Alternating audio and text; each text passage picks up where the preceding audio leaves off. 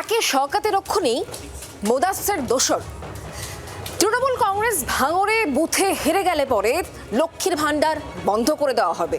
কোনো রকম রাগ ঢাক না করে একেবারে সরাসরি এই হুঁশিয়ারি দিচ্ছেন এক তৃণমূল নেতা। দিন কয়েক আগে নিশ্চয়ই আপনাদের মনে আছে, ক্যানিং পূর্বের বিধায়ক তথা ভাঙড়ের পর্যবেক্ষক শওকত মোল্লা এরকমই একটা হুঁশিয়ারি দিয়েছিলেন।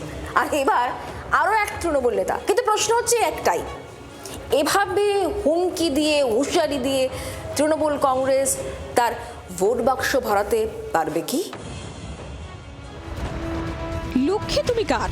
২৬-এর ভোট যত এগিয়ে আসছে, লক্ষ্মীকে নিয়ে লড়াই বিতর্ক ততই জোরদার হচ্ছে। চলছে ভয় ধরানোর রাজনীতি। তৃণমূল হারলেই বন্ধ করে দেওয়া হবে লক্ষ্মীর ভাণ্ডারের টাকা, বন্ধ হয়ে যাবে রেশনের চাল। হুঁশিয়ারি ভোগালী ২ নম্বর পঞ্চায়েতের প্রাক্তন প্রধান মোদাস্সের হোসেনের।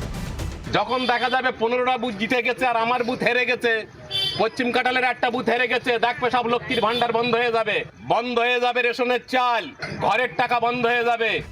শুধু হুঁশিয়ারি নয়, চালতে বেড়ে পোলের হাটের মতন জায়গায় যে এই পলিসি কাজ করছে সেটা জানাতেও ভোলেননি মোদাস্সের। ঘরের টাকা বন্ধ হয়ে যাবে, ঠেকাতে পারবে না। যেমন এখন শানপুকুরির লোক বুঝ দিবে দেশ, চালতে বেড়ের লোক বুঝ দিবে দেশে, পলিহাট টুয়ের লোক বুঝ দিবে দেশে, সব বন্ধ হয়ে যাবে, কিচ্ছু করার থাকবে না। ১,৫০০ করে টাকা ফের করে দিচ্ছে। আবার ভালো করে বুটটা জেতাও, জিতে আদর করে বলো যে আরো 500 টাকা বাড়াও, আমরা কি সেখানে পায়ে ধরতে পারবো? হিসেব স্পষ্ট, ডান হাতে জোড়া ফুলে ছাপ দাও, বা হাতে লক্ষ্মীর ভাণ্ডারের টাকা নাও। কয়েকদিন আগে এই পলিসির কথাই তো শুনিয়েছিলেন মোদাস্সেরের নেতা শওকত মোল্লা। মোদাস্সের রিপিট করলেন মাত্র। ভাঙড় থেকে 3টে অঞ্চল আমরা হেরে গিয়েছিলাম। আমাদের সরকার সেই 3টে অঞ্চলের ঘরটাকে পুরোপুরি বন্ধ করে দিয়েছে। দাদার খাবে আর মামার গাইবে, বলবে ওটা মমতা বন্দ্যোপাধ্যায়ের বাবার টাকা। আমরা বলছি টাকা আমরা বন্ধ করে দিয়েছি, যদি হিম্মত থাকে বাপের বেটা হও, সেই টাকা নিয়ে নাও। দেখি কত বাপের বেটা আছো তোমরা। আইএসএফ এর একজন না যেন টাকা পায় তার ব্যবস্থা আমাদের তৃণমূল কংগ্রেসকে করতে হবে।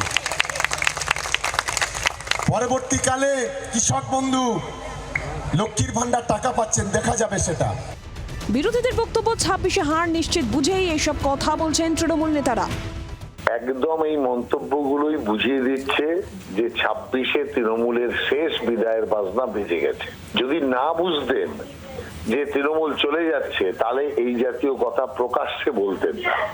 তো ভোট এগিয়ে আসছে, আমরা এলাকায় এলাকায় বুথে বুথে গিয়ে বলছি যে আমরা জিতলে কি কি করব, আর সেখানে তৃণমূল নেতারা বুথে বুথে গিয়ে বলছে তারা হারলে কি কি হবে। এর থেকে বোঝা যাচ্ছে সামনের ভোট থেকে কার প্রত্যাশা। আমরা জেতার জন্য লড়াই করছি, ওরা হারার জন্য লড়াই করছে। তৃণমূলই বা ছাড়ে কেন?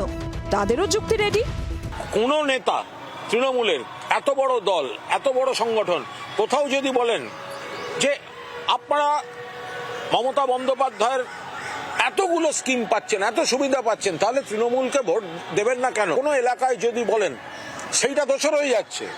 আর 2021 সালে বিধানসভার নির্বাচনে হেরে গিয়ে গোটা বাংলার যে 100 দিনের টাকা বন্ধ করে দিয়েছিল নরেন্দ্র মোদী, গোটা বাংলার আবাসের টাকা বন্ধ করেছে, বাংলার বকেয়া 1,96,000 কোটি টাকা বকেয়া, তার বেলা তো কিছু হচ্ছে না।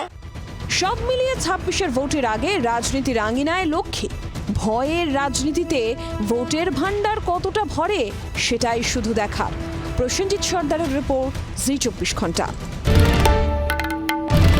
বাংলার আওয়াজ, বাঙালির আবেগ, জি ২৪ ঘন্টা।